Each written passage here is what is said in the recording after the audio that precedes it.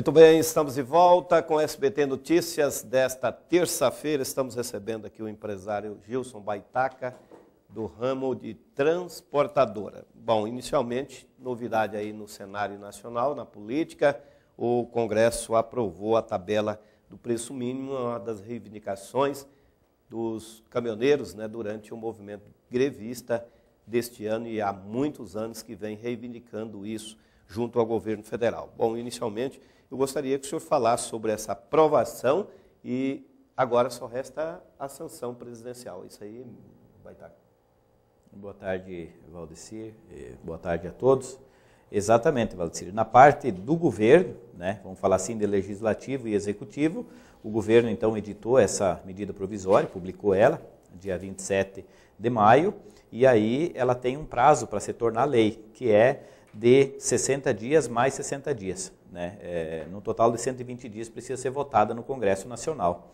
E aí foi então mandado ao Congresso Nacional, à Câmara e ao Senado, criada a comissão mista, onde nós trabalhamos firme dentro dessa comissão mista durante uma semana lá, para agilizar as emendas necessárias, né? Auxiliar a relatoria, passando informações, assim como os outros setores tomadores de serviço também tiveram essa participação dentro das audiências públicas da comissão mista, e a partir daí foi um trabalho de aceleramento, né, principalmente de nossa parte, aí, com interesse que fosse votado antes do dia de hoje, né, tendo em vista que a partir de hoje então entra em recesso o Congresso Nacional, e nós tínhamos essa preocupação devido à questão de calendário mesmo. Depois do recesso, a partir do dia 2 de agosto, que retorna os trabalhos do Congresso, entra o período eleitoral, e nós sabemos que aí dificulta muito a conseguir ter quórum, fazer quórum para qualquer votação. E aí depois vem a eleição, e depois da eleição já muda completamente a postura dos parlamentares, tendo em vista, dependendo do resultado da eleição.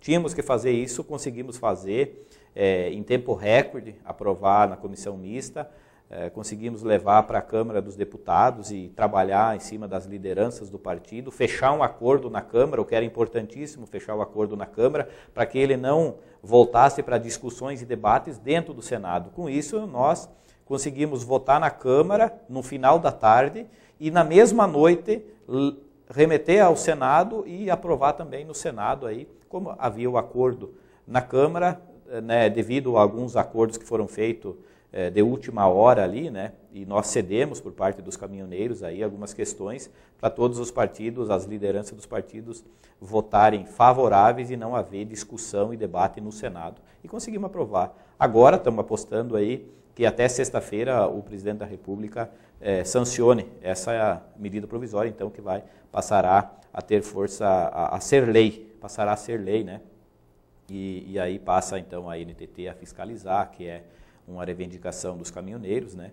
Que a NTT faça a fiscalização para que não seja mais uma lei que acabe sendo criada aí com muito esforço, né? E vem sido reivindicada há muito tempo e acabe caindo no esquecimento, e o setor continue trabalhando da forma precária que vem trabalhando aí, né? Com prejuízos acumulados há muito tempo. Bom, várias entidades e instituições aí ligadas ao setor rural vêm questionando aí essa tabela. Segundo eles, a tabela provocou aumento de preços aí de produtos, do gênero alimentícios, enfim, e também tem causado uma certa dificuldade aí para o escoamento da produção agrícola. O que o senhor tem a dizer sobre isso? Faz sentido? Tem fundamento ou não? Bom, é bom a gente separar essa questão em duas partes. É importante separar em duas partes. O que gerou, na verdade, a paralisação desses 10 dias gerou, sim, uma escassez, né, no abastecimento geral de todo tipo de produto, né, industrializado ou então produto natural colhido, né, do agronegócio, enfim. O país parou praticamente e houve uma escassez muito grande, e o que acontece na escassez a primeira coisa é o aumento de preço. Isso acontece nas entre-safras, por exemplo, do grão. Isso acontece nas entre-safras, por exemplo, de legumes, de hortifruti. Acontece na entre-safra do leite, né? Você paga todo ano, em alguma época do ano, você paga mais caro por alguns produtos, porque são produzidos, né, em períodos sazonais. Então, isso é natural. Então, essa escassez foi a mesma coisa que passar por um período que o país tivesse deixado, por exemplo, de produzir, né? Porque não foi transportado o que estava produzido. Houve perca, sim, houve perca de produtos perecíveis que estavam em caminhões, foram perdidos. Com certeza, lá no comércio isso teve uma alteração de preço, alterou os preços e não volta rapidamente ao preço antigo, né? É natural que isso demore um tempo para equilibrar novamente.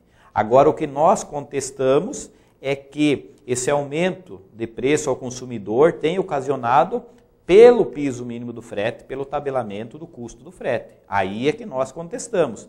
Até porque hoje, mais de 50% do transporte do frete não está ainda cumprindo a medida provisória, né? Foram ajuizadas aí a nível nacional milhares, milhões de ações pedindo indenização, que é o que prevê na medida provisória, e que inclusive irão perder a validade, porque no acordo que nós fizemos no Congresso, nós então aceitamos a retirar todas as ações judiciais do dia 30 de maio a 20 de julho, como uma forma do acordo. Então, quer dizer que, se foram ajuizadas essas ações, é porque o frete do piso mínimo não foi praticado e não está sendo praticado até que essa lei seja sancionada e, a partir daí, então, a NTT faça a fiscalização. Então, nós queremos separar isso, porque a grande mídia nacional, Valdecir, diariamente, ela está batendo em cima de uma tecla que está gerando uma confusão na sociedade, inclusive dividindo opiniões, dizendo que o tabelamento do frete é o que está acarretando essa inflação, esses números negativos na economia. E não é.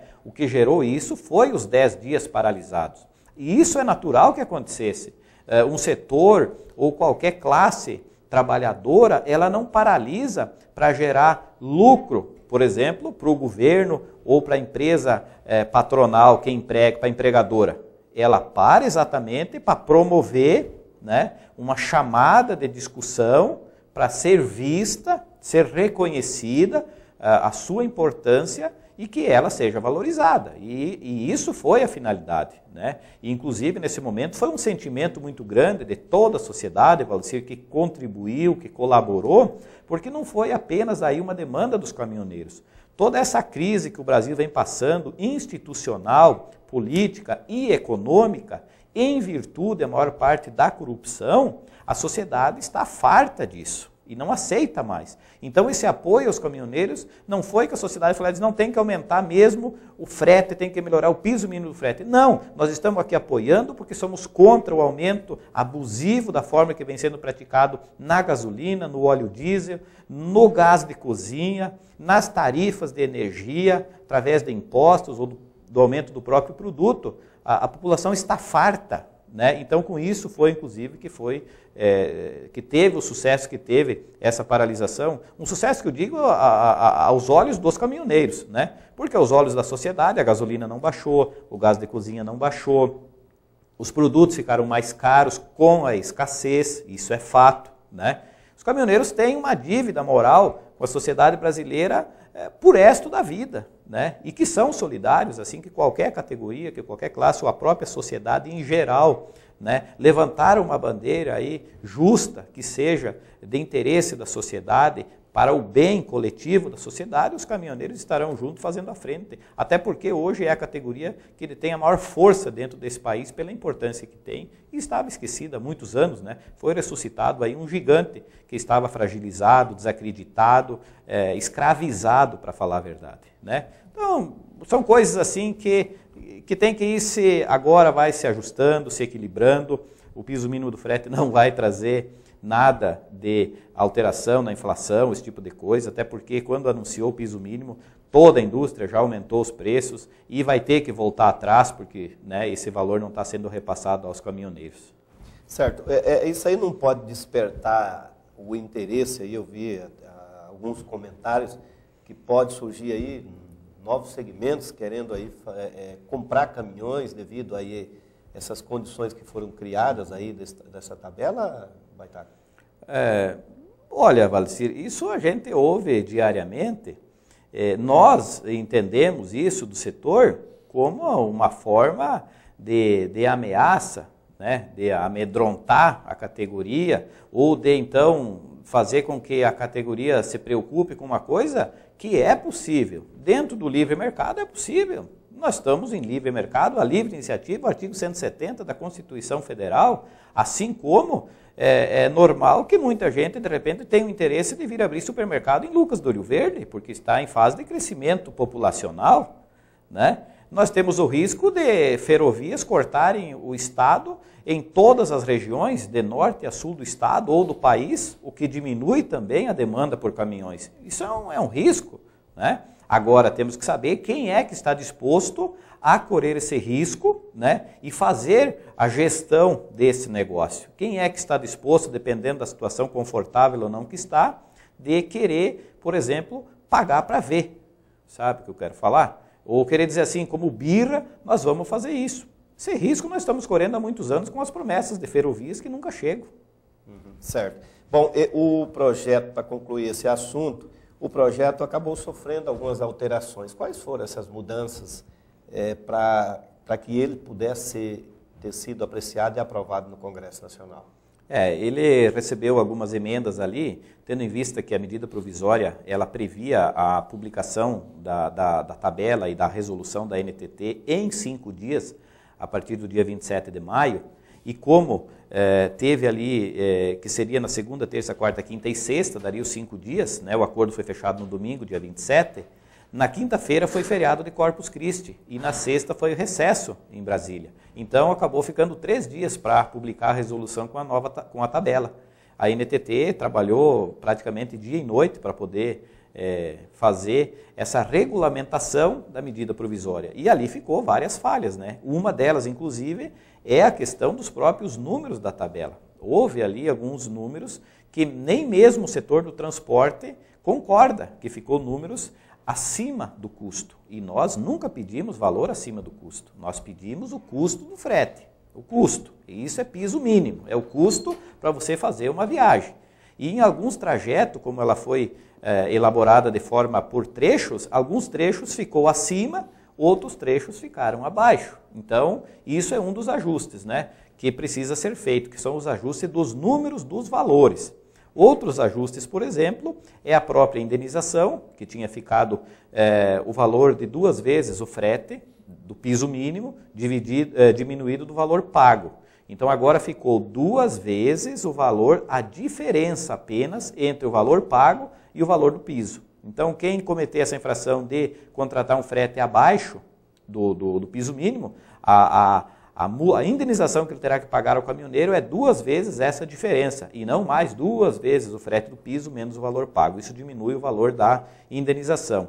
Também a responsabilidade da fiscalização, que não constava, né, na medida provisória, nenhum órgão do governo como fiscalizador. E na emenda, então, ficou agora definido, uma emenda até que eu mesmo apresentei dentro da comissão mista e fez parte, né, foi aceita pelo relator, transferindo a responsabilidade, a competência pela fiscalização, a praticidade, né, o cumprimento dessa lei pela NTT. E nós estamos em cima da NTT para que eles criem um dispositivo eletrônico, né, que impeça a emissão do CIOT, né, ou do CTE, que são os documentos eletrônicos que são gerados a partir do momento que você faz uma contratação de fretes, entre outras emendas de menor importância. Certo. E essa questão do transporte dos produtos de baixo valor agregado tem alguma diferença?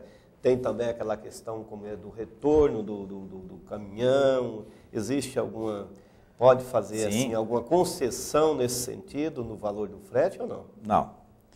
Isso é uma, por exemplo, das questões levantadas, por exemplo, pelo agronegócio e por outros setores também da economia, que sempre utilizaram esse transporte chamado de retorno, né? Nós contestamos até o nome de retorno, né? Um caminhão não retorna, um caminhão está em trânsito. Quando o motorista sai de casa, ele está em trânsito. Não importa se ele está indo, se ele está de ré para a casa dele, ou se está de frente para a casa dele. Está gastando combustível. Está gastando, o caminhão não tem, por mais tecnologia que se tenha num caminhão, ele não tem ainda a inteligência de saber que ele tem que voltar gastando 50%, porque ele só está remunerado 50% do valor que ele foi. Quer dizer, independe o custo do caminhão, qual é o valor agregado que você tem na carga. O que importa é o peso. São 50 toneladas num caminhão para ir e 50 toneladas para voltar, o custo é o mesmo. E o que estava sendo praticado no mercado por empresas que sempre se aproveitaram, né, dessa ideia de que o caminhoneiro precisa voltar para a sua origem, era de pagar valores 50% ou até menos de 50% do valor que ele foi. Por isso chamaram de retorno. Ah, você está retornando mesmo, eu te pago um valor que cobre o óleo diesel.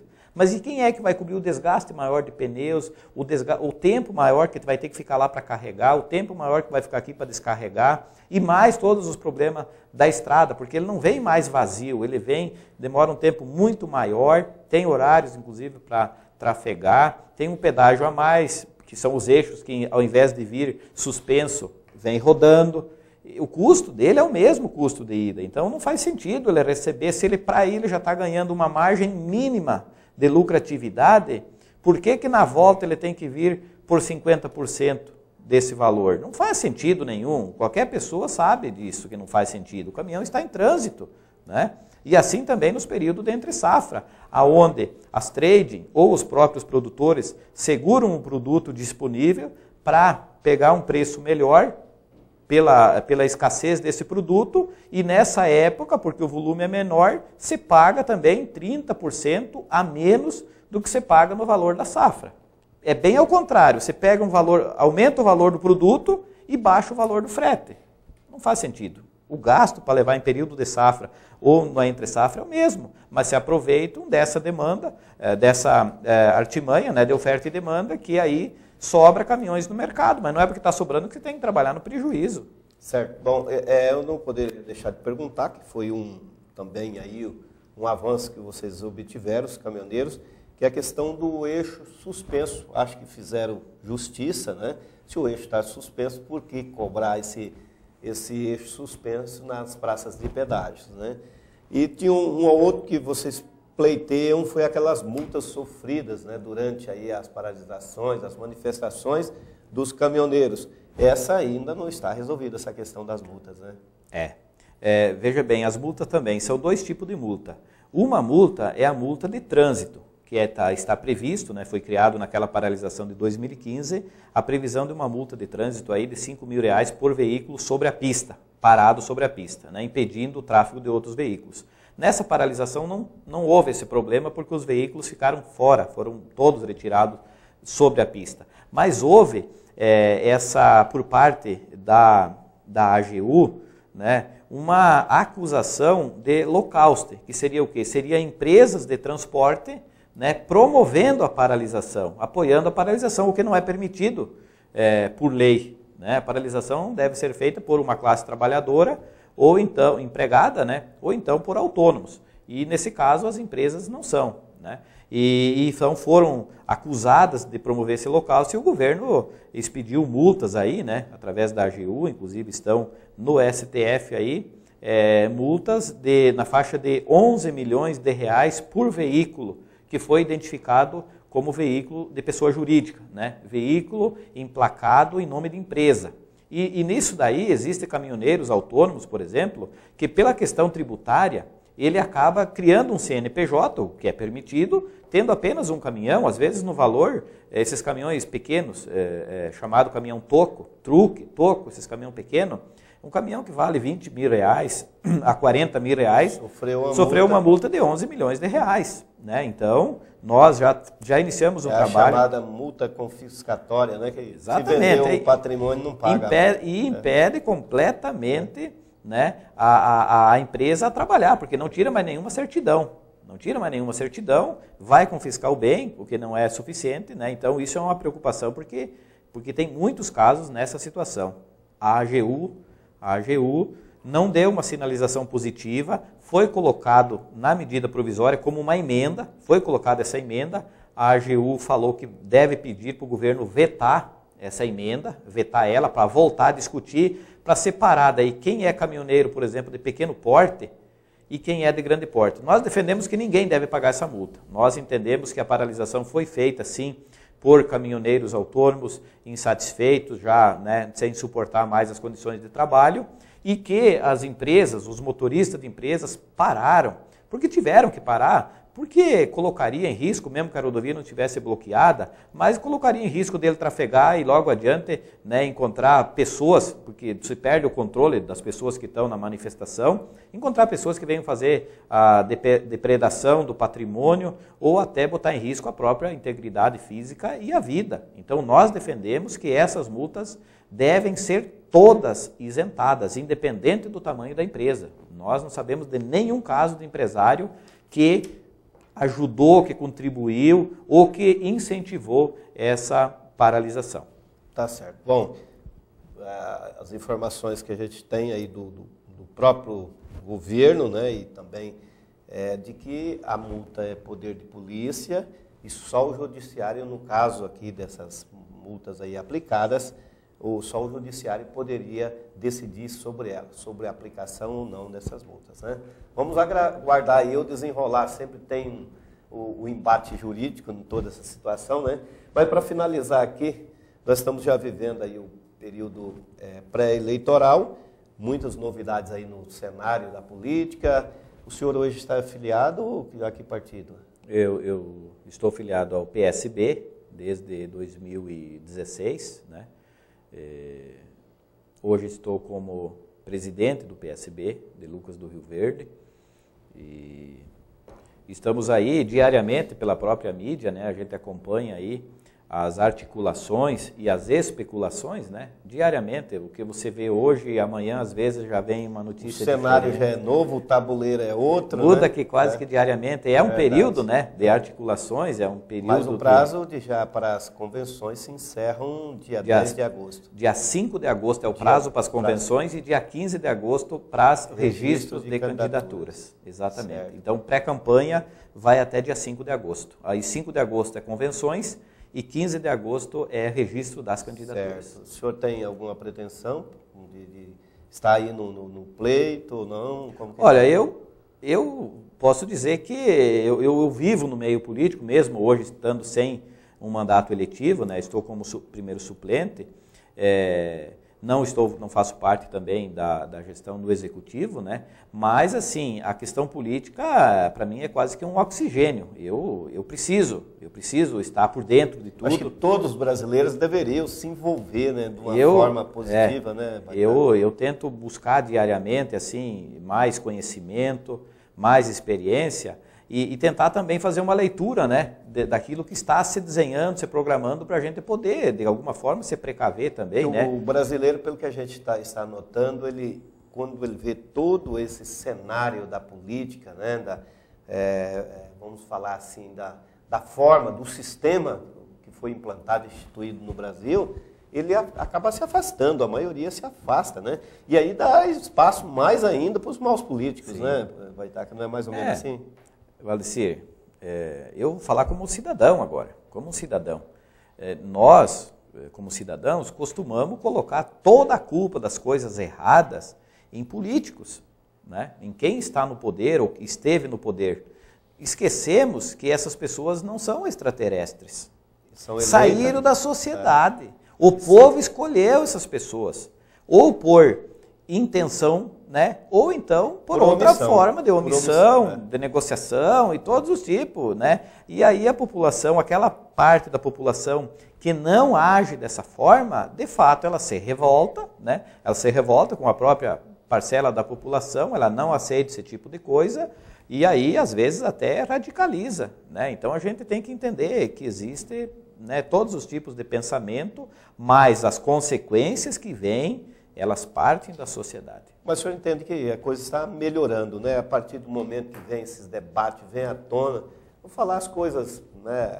Há uma pressão muito forte por parte da sociedade que o sistema possa ser quebrado, né? Ser rompido. Eu acredito que nós estamos caminhando para isso, Valdecir. Estamos muito próximos. Eu até cito um exemplo dessa paralisação dos caminhoneiros. O sucesso dela foi porque a população saiu da alienação da grande mídia nacional. Quando eu falo grande mídia nacional, eu falo, número 1, a Rede Globo. Eu não tenho nada, pessoal, eu contra a Rede Globo. Mas a gente a vida inteira viu, né, assistiu aquele noticiário muitas vezes tendencioso, que bate hoje, bate amanhã, bate depois da manhã, e a população vai acreditando e vai aceitando aquilo. como o caso agora dos números da economia jogando para a paralisação dos caminhoneiros. Que uma mentira contada 10 repetidamente, vezes, acaba virando vira uma verdade. Então hoje nós temos outros meios, nós temos, graças, Valdecir, à imprensa local, graças à imprensa local, e as pessoas estão valorizando mais isso agora, a imprensa local, as redes sociais, todos os tipos de redes sociais, aonde ainda roda muita coisa que é fake news, que é coisa do mal, que é coisa difamatória, que prejudica, mas para aquela pessoa que já tem um conhecimento, um entendimento, que sabe separar o que é bom do que é ruim, ela já não vê, ela nem abre aquilo que é ruim. Já dependendo da pessoa que vem, ela nem abre o arquivo. Porque já é uma questão sabendo do comportamento das pessoas. Então, eu acredito que nós estamos caminhando para isso, mas essas ferramentas hoje disponíveis dentro do judiciário, da parte de investigação. O problema maior do Brasil hoje é a investigação, em todos os sentidos. É investigação tanto na parte de corrupção, na parte criminal também. As maiores falhas que acontecem hoje é por uma investigação mal feita. E a investigação mal feita é por quê? Porque falta recursos humanos, recursos financeiros, tecnologia, falta isso. E não é muito de interesse hoje dos governos investir nessa parte daí, que é uma parte que vai atender aquela sociedade mais bem esclarecida, que clama por isso, Porque uma parte da sociedade, sinceramente, Valdecir, o político, ele tem valor no pleito eleitoral e valor financeiro mesmo, sabe? E para o político a mesma coisa, isso é um feedback, É um vai e vem. É cômodo, Se comprar o voto, lá, bom, não tem compromisso nenhum. E tem pessoas que não esperam nada a não ser algum benefício em troca do voto também. No momento político, para ganhar um dinheirinho no momento É isso político. mesmo. Então, mas nós não podemos desistir. Eu vejo que a gente não pode desistir, a gente tem que continuar, assim como eu venho continuando em outros pleitos, vamos dizer assim, sem questão política nenhuma e sem nenhum interesse político também, pelo fato de estar dentro do setor, mas a política também, assim, tem que ser persistência e tentar melhorar, porque se todo mundo pensar igual e acabar desistindo, alguém vai permanecer, porque as leis permitem que tenha lá um número de deputados X, um número de senadores, o governador, o presidente da República, os ministérios, vão permanecer. Então, se nós não insistir em melhorar isso, vai continuar. E eu, como uma pessoa que sempre estou envolvido de alguma forma na política e gosto muito disso, gosto de debater, Não sou uma pessoa radical que tem uma única visão, tal. Prova disso é que eu já estive aqui em Lucas do Rio Verde, de ambos os lados, E flexibilizo quando acho que é necessário, reconheço quando erro, sabe? Procuro me melhorar e a gente nunca vai ser perfeito. Eu ia perguntar para ti, o sistema democrático está provado que é o melhor. Por mais que tenha esses erros todos, é o melhor sistema do mundo inteiro, Não tenha dúvida, Valdecir. Não tenha dúvida. Você ter a liberdade que muitos a gente vê aí. Eu vou falar uma coisa. Diante de toda essa situação, a gente vê que extremista, tanto da esquerda ou da direita. Eu não quero fazer crítica aqui a nenhum dos lados. Nenhum dos lados. Mas a pessoa na paralisação tem dos liberdade de se falar o que você está falando aqui, manifestar o pensamento, a ideia, defender. É a coisa mais importante. Foi muito forte uma posição de um setor da sociedade chamados intervencionistas, por exemplo. Vou dar só um exemplo. Intervencionistas, que queriam intervenção militar. E nos procuraram por várias vezes, querendo inclusive patrocinar o movimento, para o movimento continuar, para não fazer acordo com o governo. Não, você não tem que fazer acordo. Vocês têm que derrubar esse governo e vocês têm tudo na mão agora. No 48 horas. 48 horas. Era o prazo. 48 horas. Isso não são palavras minhas. Isso são palavras do governo. 48 horas, tanto que o acordo foi feito no domingo à noite. E saiu, inclusive, uma edição extra do Diário Oficial do dia 27, que era um domingo, à noite, às 2 horas da madrugada. Saiu isso. Então, eu colocava, gente, mas eu não posso defender um sistema que impede eu de me manifestar. Quer dizer, eu estou me manifestando por um sistema que vai impedir de eu fazer isso. Olha como é contraditório. Não estou questionando se o sistema é bom ou é ruim. Eu só estou questionando que naquele momento eu tinha liberdade para pedir um outro sistema, um outro regime que iria impedir de eu me manifestar. A minha liberdade, tiraria a minha liberdade de expressão, de qualquer coisa. Só estou dando um exemplo, não estou aqui criticando não quem defende isso, é liberdade, estamos em democracia, enfim. Mas, finalizando essa questão que você me perguntou, da questão política, separando outras questões, estamos em período pré-eleitoral e tem que ter muito cuidado, inclusive, com o que a gente fala, né, para não infringir as leis aí da Justiça Eleitoral. Então, como pré-candidato, como Gilson Baitaca, né, o suplente de vereador em Lucas do Rio Verde, ex-vereador, eu estou, né, no PSB, filiado no PSB, e recebo, com certeza, né, principalmente em redes sociais, diariamente, uma pressão muito forte de pessoas de todas as partes do Estado, né, que têm uma identidade com a minha pessoa, né, com a minha luta, por exemplo, com a bandeira que eu defendo, assim como tenho pessoas também de fora do Estado, que pedem para mim, tipo, tentar viabilizar uma candidatura a deputado federal, porque daí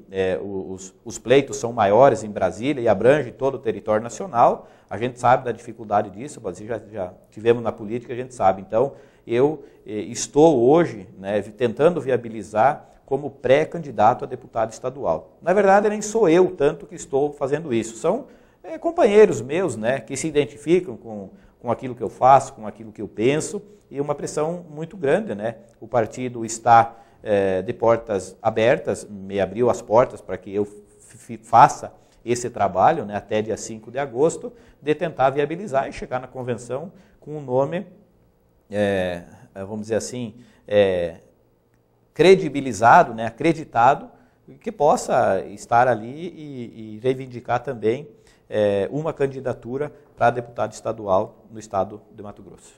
Tá certo, né? Tá aí os bastidores da política, é importante a gente destacar isso, né? Como você disse, aí nós temos várias restrições, a gente procura sempre, né, manter a nossa coerência e também a nossa linha de respeito, né, à justiça eleitoral, mas é um direito da gente estar também falando, né, sobre as pretensões, até para que o eleitor possa ver, né, analisar os candidatos, seja o A, o B, o C, né? No dia 7 de outubro, as eleições vêm chegando aí, né? E possa escolher aí aquele que realmente se apresentar diante do eleitor com as suas melhores propostas. Muito obrigado, Baitaca, aí pela sua participação. Nós vamos a um breve intervalo comercial e voltamos na sequência com mais informações.